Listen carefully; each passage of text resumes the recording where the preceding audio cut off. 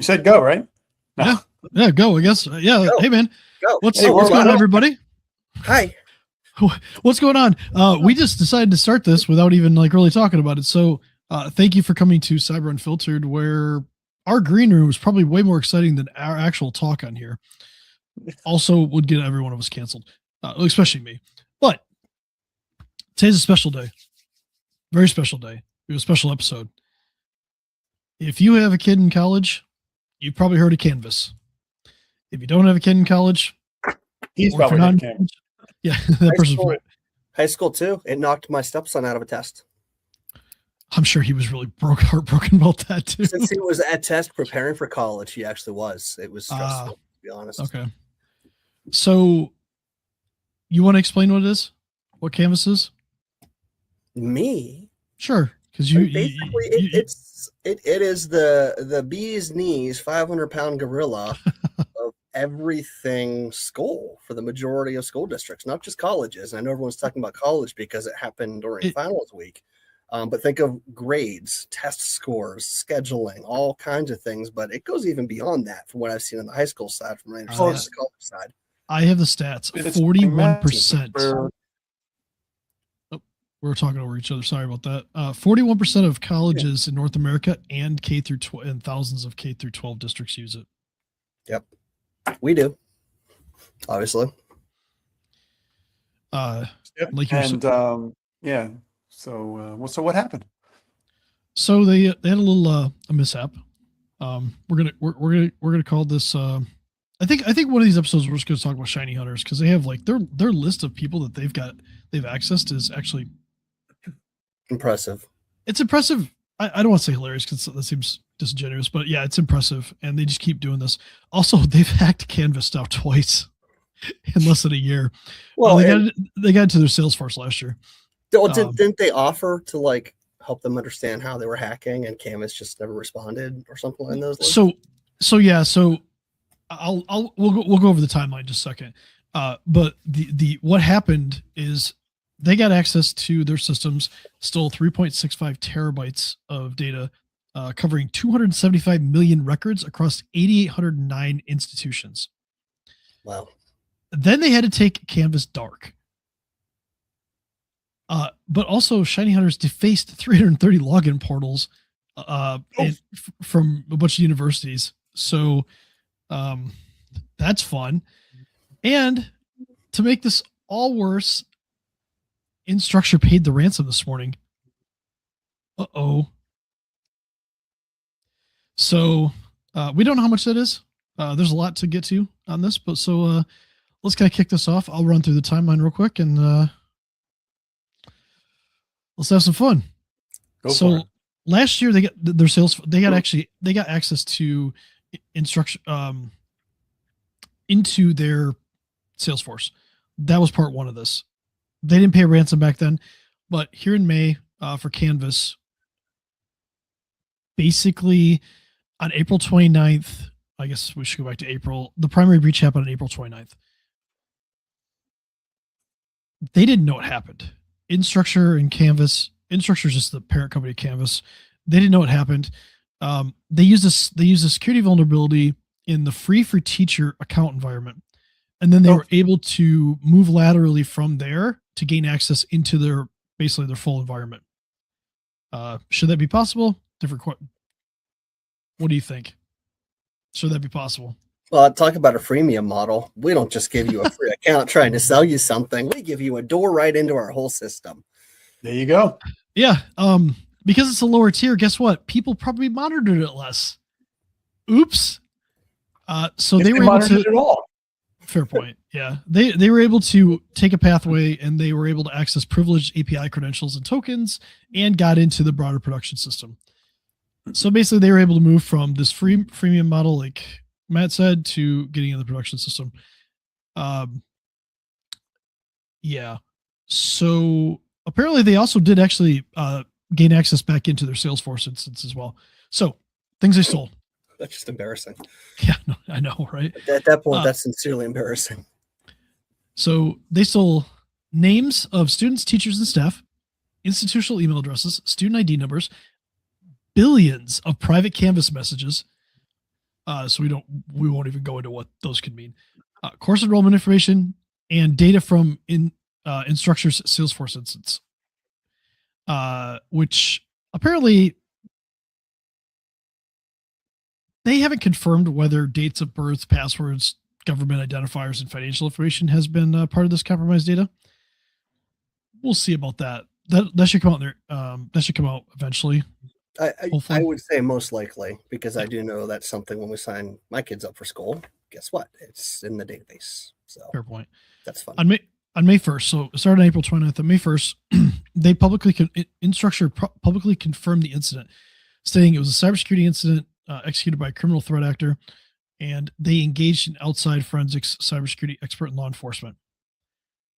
So they said they engaged this on May 1st, right? That's what they said. They began revoking privileged credentials, rotating API keys and application access tokens, and deploying security patches to close the exploited vulnerability. However, how many days? But wait, there's more. Yeah. However, this is all May 1st. On May 3rd, Shiny Hunters actually listed Instructure on their Tor-based website. So they actually listed everything. They said they had several billions of messages, everything like that. Cool. They set a deadline for May 6th to make contact with them and begin negotiations, threatening to leak all of it if ignored. And so Instructure just goes, they chose not to respond to those initial demands. And then they were largely restored to normal operation by May 3rd. Well, on May 7th, because they didn't respond, Shiny Hunters used the exact same breach, which apparently wasn't patched, to get back in, and they defaced 330 institutional installations worldwide, injecting an HTML extortion message that appeared directly on the student and faculty's portals when they attempted to log in. I feel like we've talked about, what to do in a breach. That's why they pulled the plug. Make sure your backups don't have some kind of, in them. But remember, they said that they got external cyber security people and they patched the vulnerabilities to come in and do that. And the message said something along the lines of Shiny Hunters has breached Instructure again. Instead of contacting us to resolve it, they ignored us and did some security patches. Someone over there is very proud right now. Yeah. So they said they had till May 12th to negotiate a settlement. And and then today, May 12th, it was announced, maybe not today, but May 12th, it was announced that, they paid the ransom. And during all this, they had taken the infrastructure offline. Like you said, your stepson couldn't do exams. Tons of colleges. I know Bob said that NGIT, which he's familiar with, had to cancel exams. Penn State, I think, had to cancel all their exams. I saw something about MIT and Harvard, yeah, MIT, Penn, Columbia, hundreds of universities. I mean, this is absolutely crazy. The kids need that platform just to study if that's what the course notes are. Big names. Yeah.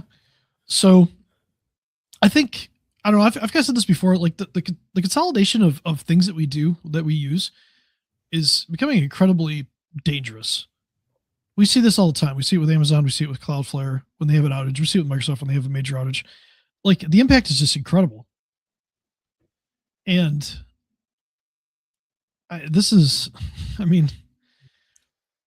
so 41% of colleges in North America. Was it Shiny Hunters that took down Blackboard also? I can't remember who took down Blackboard. Which is similar but different. Yeah, I think for Shiny Hunters, I'll look and see, but I don't know I don't think it was them. I think it might have been.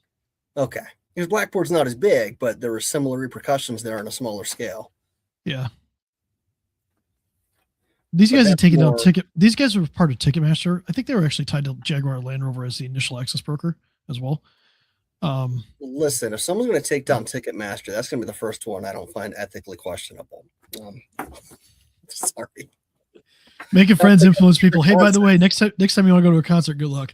Anyway, so we've laid this out. They didn't respond. And then they didn't fix the vulnerability clearly. They said they've identified it now, but I mean, a little late because they did it. But let's kind of back up a little bit. Let's unpack a little bit around this. What do you think about them paying the ransom?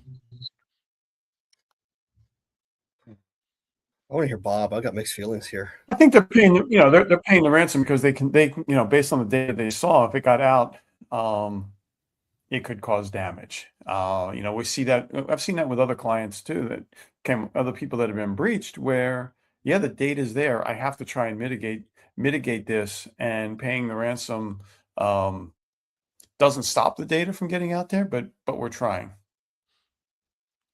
And unfortunately, people want to save the reputation of the, want to save face and say we're trying to protect your data, but obviously they didn't protect it. Now they're trying to recover it. Cheaper to protect it up front. But unfortunately, this kind of validates Shiny Hunter's business model, and it is a business, legal or not. What one of the things that we didn't really touch on too is there's something called FERPA, which is the Family Educational Rights and Privacy Act, and that protects the privacy of students. So this is probably a violation of that. So when does the government get step in? After this breach is over and stuff like that, they get step in, find this company, because clearly security isn't exactly their strong suit. With the Salesforce compromise last year, Salesforce now in here, this free for teacher vector, where they just had something publicly available that was just less hardened, but it still had access into their main environment, right? So like, where does this go? I've heard at least 6 lawsuits have been filed already. We'll probably see more. So, and they paid the ransom. Did they pay it to a country they're not allowed to pay? We'll have to see that. I'm just ask. I'm looking. Yeah. I'll let me know. So I guess my what do you do in this situation? What do you do as a parent, as a student? What do you do? What can you do? In this case, No. I think it's okay to be. So even if you homeschool, by the way, you can still end up touching these systems because you still got to go through some state hoops. And then the local, homeschoolers do get local resources. So personally, I would say it's hard to say what's actionable as a parent or a student on this one, except for raising hell to make sure that the districts using it are pushing back on having some actual security in place. Problem is, there's not a ton of competition for this kind of specialized stuff. They go vertical on a market, and these guys went very, very vertical on education.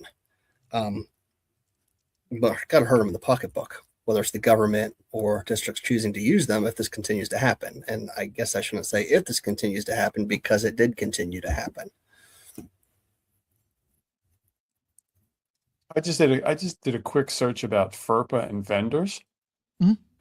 Vendors are not directly regulated by the U.S. Department of Education. They're contractually obligated to uphold FERPA regulations. They must operate as if they're bound by the same confidentiality agreements, but they don't have any jurisdiction to actually find them. So there's no teeth. It's more of a suggestion. It's for the schools itself to protect it. It doesn't trickle down. Yeah, So they could fund the schools. school. Yep. But then the schools, I suppose, could turn around and sue, campus or Instructure for, violating that. I think we've seen I think the thing that's scary is we're seeing this attack on the education, but it's on kids. College age people are normally adults. I mean, they still could be kids, I guess, if you're gifted, but like, we're seeing an attack on children. Getting access to sometimes their social security numbers and getting access to a lot of that stuff, which puts them at risk in the future. So they may not be necessarily at risk now, but what about in the future? What happens if somebody opens up credit cards, ruins their credit? What happens if somebody steals their identity? What happens, all this stuff that we have to think about. And I don't know. We keep talking about these attacks. We keep coming back to this. When are they going to be held accountable? Truly accountable? Where's Congress on this? Busy. They're not busy. I know. This is the least productive Congress in U.S. history, and somebody get mad at me for that, but this is just the truth. They are not choosing to make certain things a priority. This being one of them, and this is a big one. We're sitting here and we're worried. Nobody seems to be worried. Well, they're sort of kind of getting worried about AI now at this point. We're like regulating AI and stuff like that, but like we're sitting here and just company after company after company that has access to private confidential data, they just don't care. And you can tell that because like the way that they're getting hacked is just, it's not, they're going to say sophisticated. They're the ones making the mistakes. They're making billions of dollars and they just don't care. How do you fix that? Punitive damages. At this point, I think that's the only answer, right? Hold. Maybe you have to start holding individuals accountable inside these companies. Okay, so but Chris, if they have punitive damages, they're going to pay. Where's that money even going to go? It's not going to help. It's not going to make the people that have been compromised whole. No. And hey, man, they're gonna get those 2 years, those 1 to 2 years of credit monitoring, though. Come on now, it solves everything. I don't know. I probably got 45 years of credit monitoring if I stacked it all, everything I got right now. Easily. What? It's kind of coming down to this. This is kind of the rant, I guess, is the penalty is so low that you can be lazy, you can be ignorant, you can be negligent, and it doesn't matter because the money you can make off your product is way more than the penalty that you're actually ever going to face. And the problem is we're the collateral damage, not them. You know, these kids, these adults, these young adults that are out there trying to just get done with college or whatever like that, and they get their their exams delayed, which affects them. Like Bob, you were talking about this. Some people are supposed to be out of the dorms and stuff like that, and I'm sure this is like most colleges, and they couldn't even do it's that. the last week of some of the classes, and they got to push everything off for a week. So, I'm sure people had travel plans. So, what do you guys think's next? The next breach? No, just next. Where do we go? Where do we go from here? What is a lesson that? Let's go with this. What's a lesson that somebody listening can take? Because most of our audience isn't going to be like billion dollar corporations and things like that. They're going to be out there just trying to. They'll be small medium businesses, just trying to, exist. Well, I personally think from an actionable standpoint, this one's kind of hard to advise on until we have details, because systems like this, you live in a district, you go to a certain college, you're forced to use it. Mm-hmm. But I think a really good lesson here is one of the complaints from students and parents was there was no backup plan in place. We all rely on technology. We all love how it helps the processors and procedures. But you know what? Sometimes, at least in a sense of being able to schedule a class or take an exam, maybe there should have been some kind of offline backup plan. Everybody's pushing their stuff to cloud services, and you're right, Matt. No one really has a backup plan. If that cloud service goes away, everyone's kind of messed up. And I was just sitting here thinking, what if this breach had happened with QuickBooks Online, and QuickBooks Online went offline for a week? That hurt a lot of people.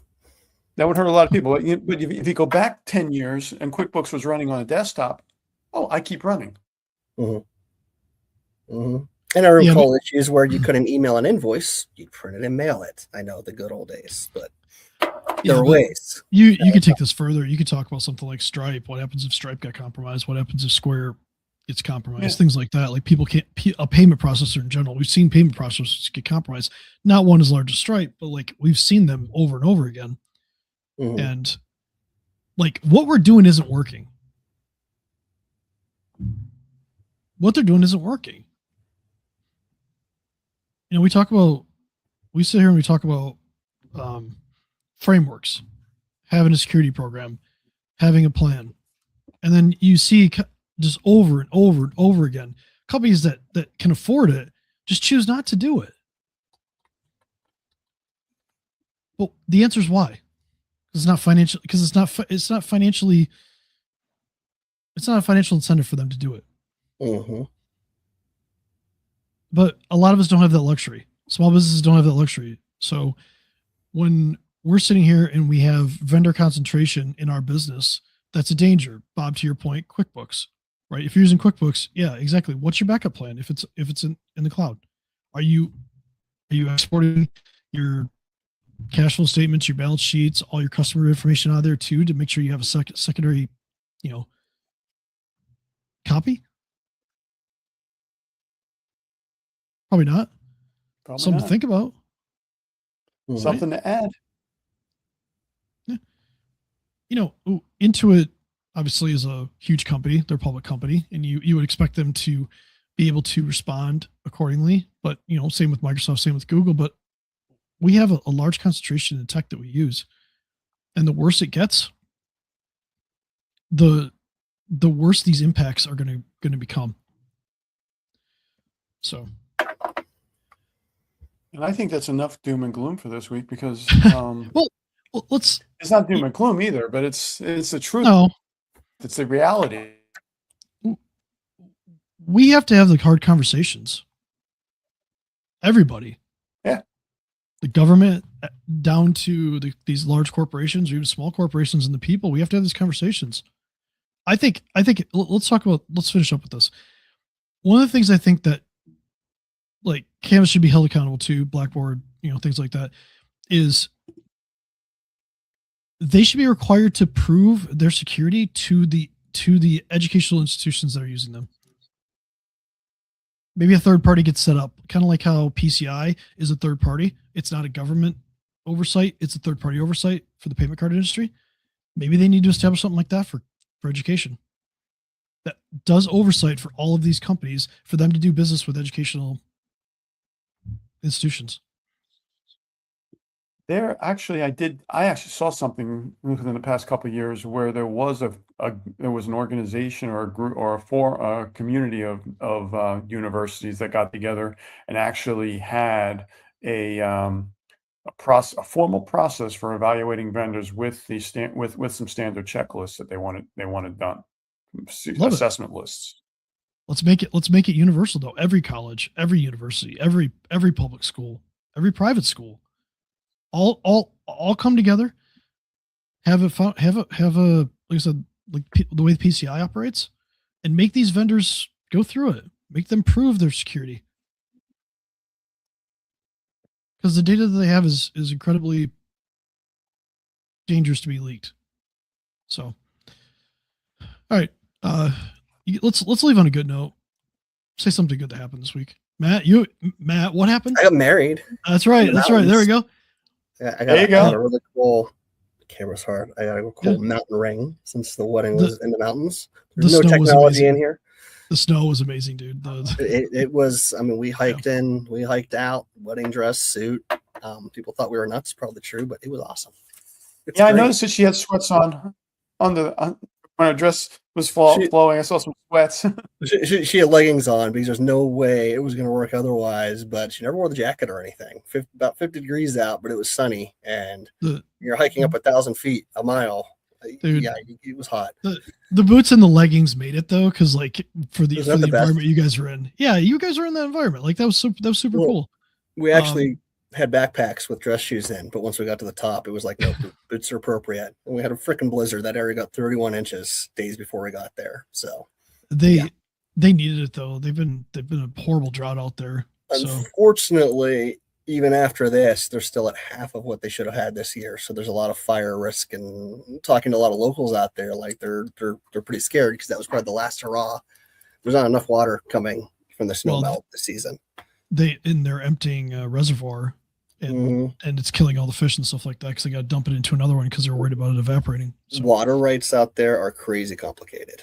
Like those of us on the East Coast have no idea until you start talking to locals out west. Yeah, the drought's a serious situation. But that's my good news, and somehow we went back to doom and gloom. No.